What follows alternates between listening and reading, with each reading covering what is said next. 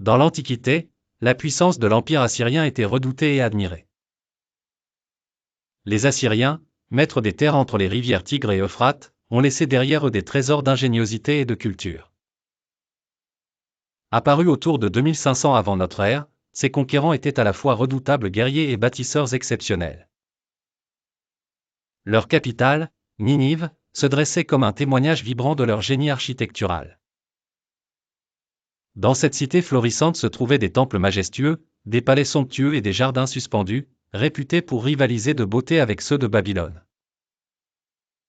Les Assyriens ont également été parmi les premiers à introduire l'usage du fer dans l'équipement militaire, ce qui leur garantissait une supériorité incontestable sur les champs de bataille.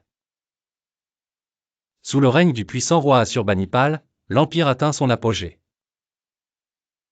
Ce souverain était non seulement un guerrier redouté, mais aussi un érudit avide de savoir. Il fit construire l'une des premières bibliothèques du monde, rassemblant des milliers de tablettes d'argile gravées de textes savants couvrant l'astronomie, les lois, les épopées et la médecine. Cette collection a permis de préserver une partie précieuse de la sagesse ancienne. La société assyrienne, hautement organisée, évoluait autour des lois strictes et d'un culte religieux fervent, où les dieux étaient vénérés dans l'espoir de s'attirer leur faveur.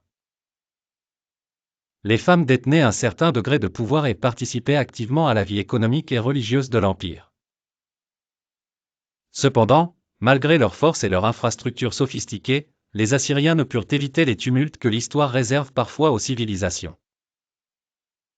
Au 7e siècle avant notre ère, des rébellions internes combinées à des invasions extérieures marquèrent le début du déclin de cet empire autrefois invincible.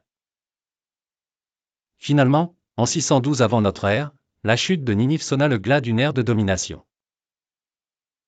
Mais les vestiges de la grandeur assyrienne continuent de fasciner les historiens et archéologues de nos jours, témoignant de l'impact durable que ce peuple a eu sur le cours de l'histoire humaine.